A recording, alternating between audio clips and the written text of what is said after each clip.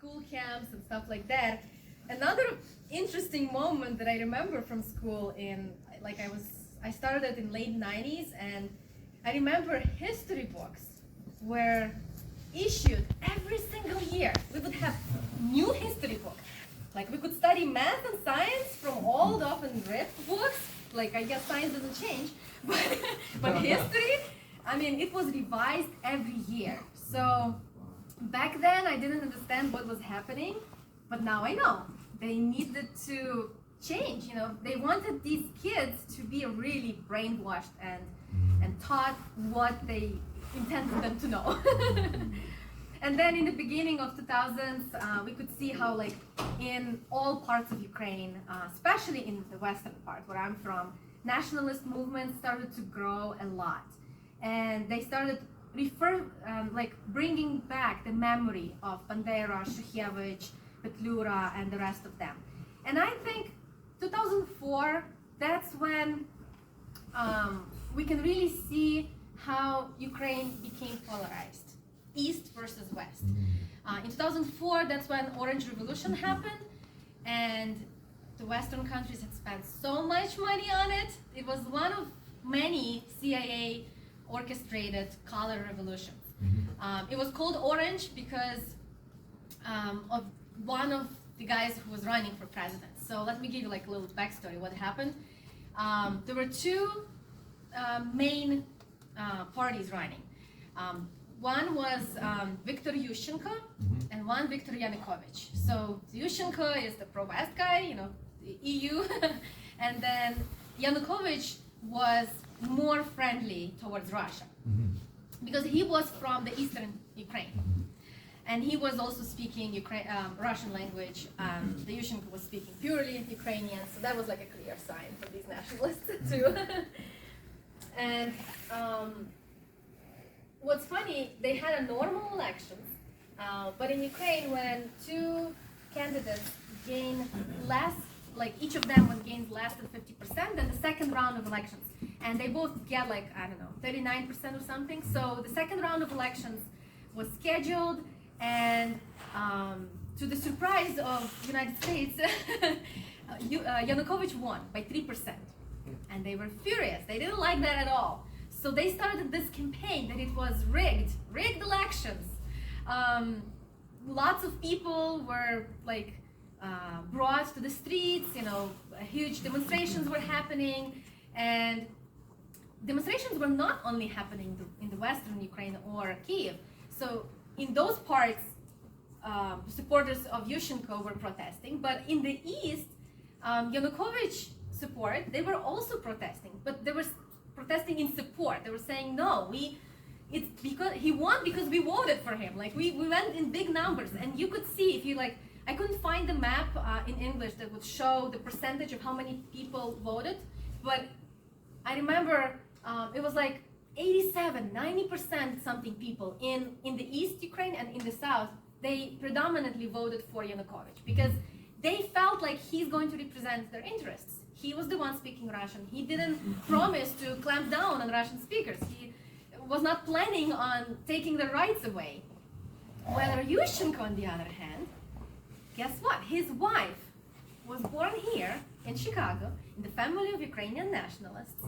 She worked for, I think, U.S. State Department, U.S. Treasury, and in White House. She worked in Reagan's administration.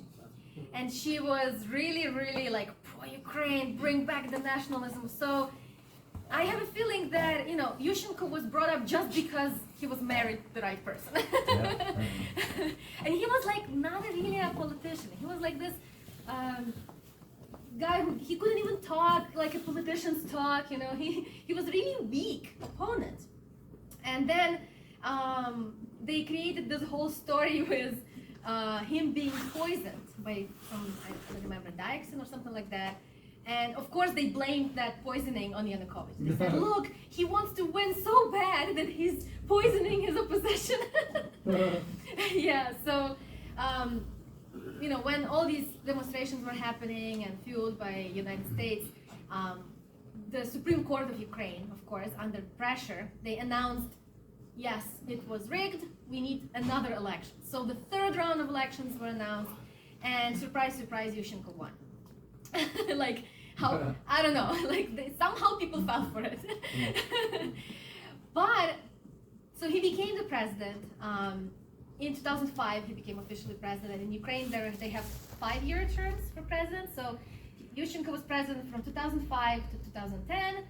He didn't fulfill any of his promises. Like, he was promising NATO for Ukraine, that Ukraine will be part of EU, that the salaries in Ukraine will be just like in Europe, the quality of life will go up, but none of that have happened. So people became so disappointed that in 2010, when Yushchenko was running again for president, he got, I think, less than 5% of votes.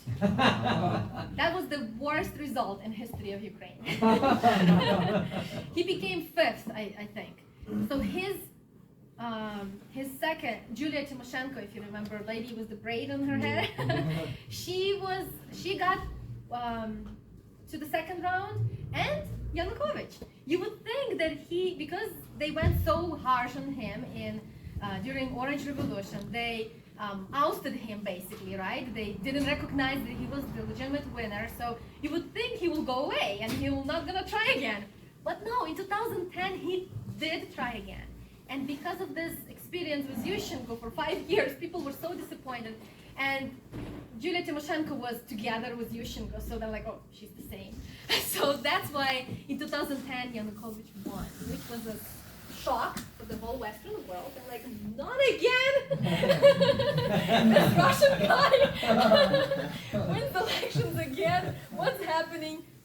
But they couldn't do anything about it. Like, they tried. I remember in 2010 they were trying to mobilize people, but people were probably not ready yet. Like, not so many years have passed since Orange Revolution, and people were like, nah, we did go and nothing happened, like nothing have changed.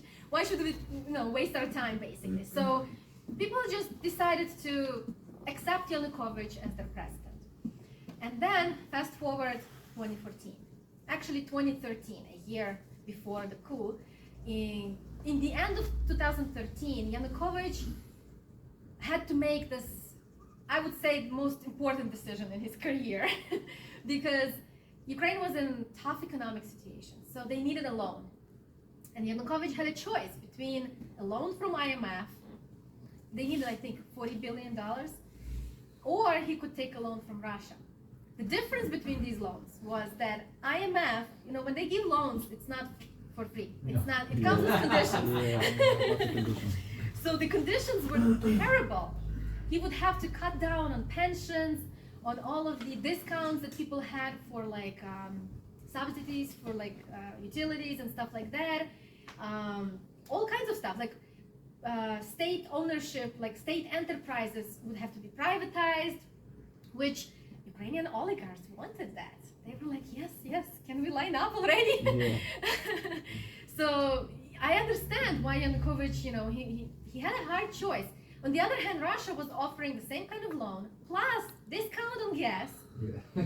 And what's most important, and people don't know that IMF was like, if you deal with us, you can't make another deal with Russia. Russia, on the other hand, was like, we'll give you the loan, you can still deal with them if you want. So they didn't put this condition that only us. So that's why I'm not surprised why Yanukovych turned the Russian side. Like, he decided to work with Russians. Because for any president, it's bad when the quality of life goes down, so he probably figured, I don't want to revolt, I better, get a loan from Russia. But these, Ukrainian nationalists and the Western supporters of them, they were like, this is it.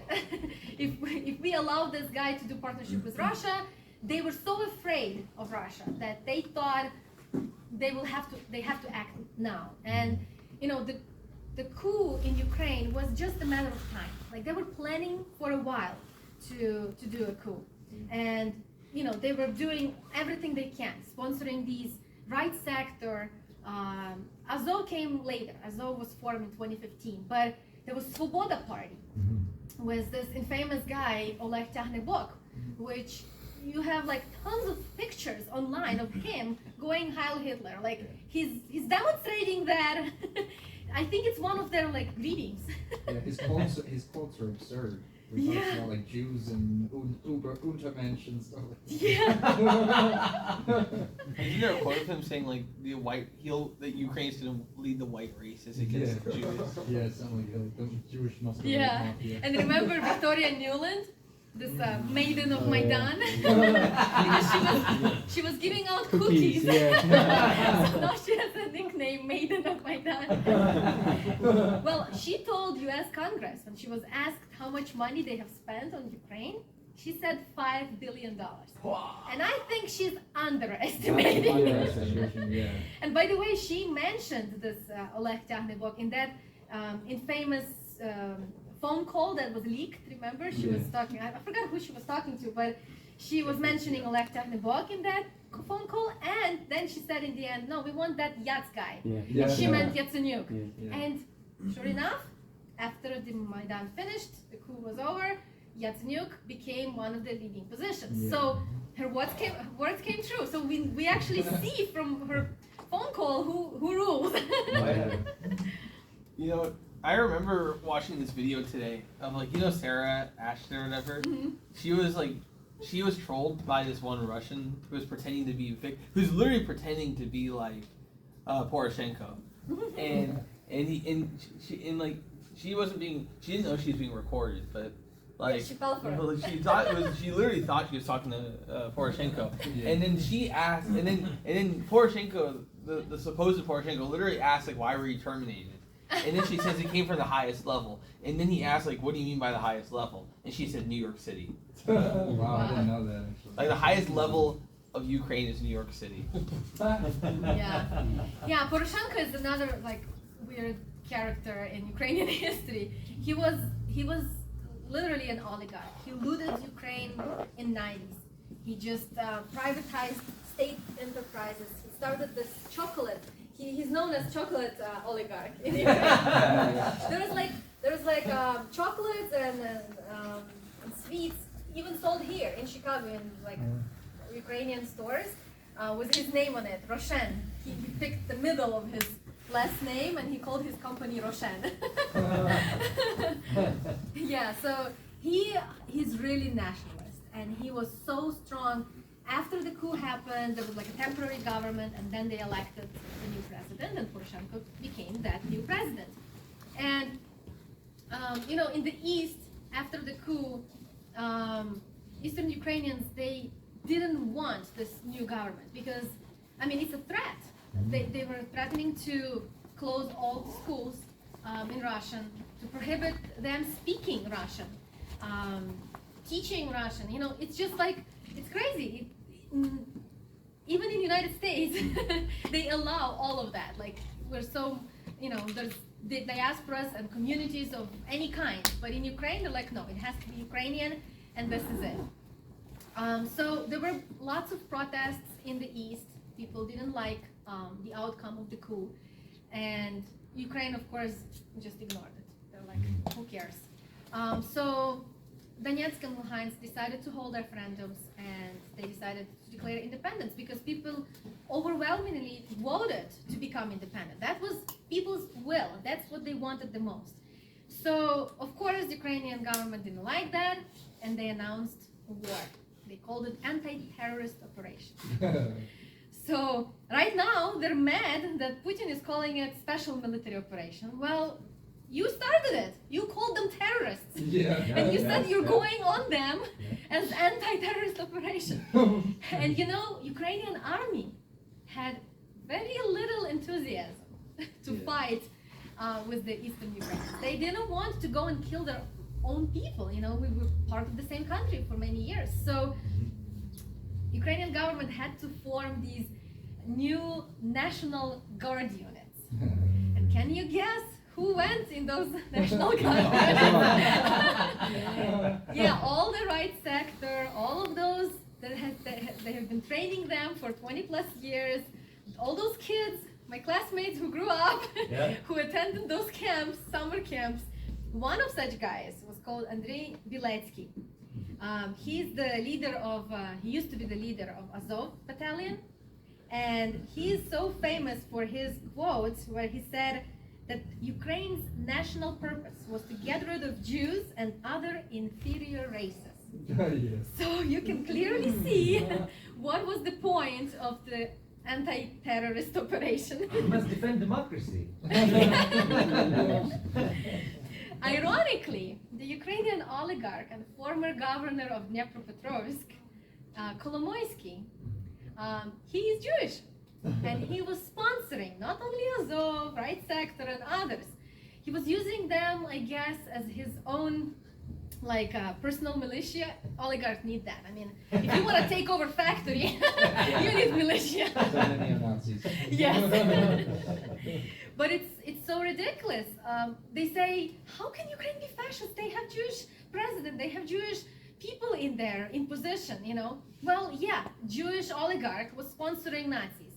It's a common thing in Ukraine. It's normal. Yeah, so after the coup, of course, they went with the IMF loan.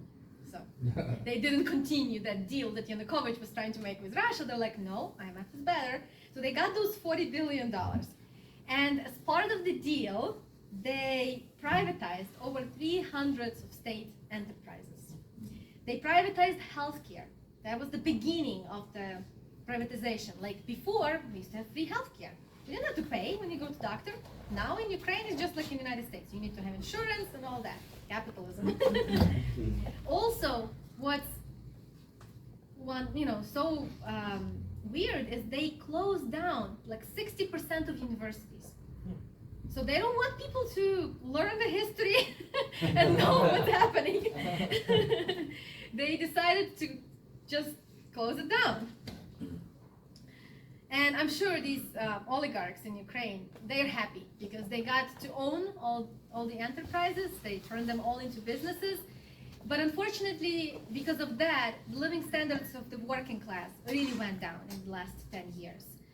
And also because of the civil war that was happening, which was, it's not good for any country to be in the state of war. Lots of resources that otherwise would have been spent on people now went to fuel this killing of Donbass residents. And also what interesting they were doing, in 2015, they formed International Peacekeeping and Security Center in the western Ukraine by Polish border. And that's basically where United States and NATO were training Ukrainian forces and also all these right-wing nationalists. I think some sources say they trained over 35,000 of such militants over there. And the funny that they were calling that project Operation Unifier. So they were training them to kill Donbass residents, but they were calling it Unifier. So basically they just wanted to unify the land, but not the people. No people. No people. Yeah, get us land. And other people. Yeah. Yeah, and this has been going on for years, from 2015. Poroshenko was really happy with everything. He had contact established with the West. And in 2019, there was another elections coming up. So Zelensky enters the room. And people thought he's the savior because he's not a politician. He's a comedian, actor. He owned this studio, Kvartal 95, where he produced comedy shows, movies, and he even played in one such movie. It was TV series, like a TV show called Servant of the People, where he played this role of a humble teacher, history teacher, who was just so mad at the politicians, and he was just ranting, saying, "Oh, I hate what they're doing. It's crazy. If I was the president, I would do this, and that." And he was swearing in his rant, and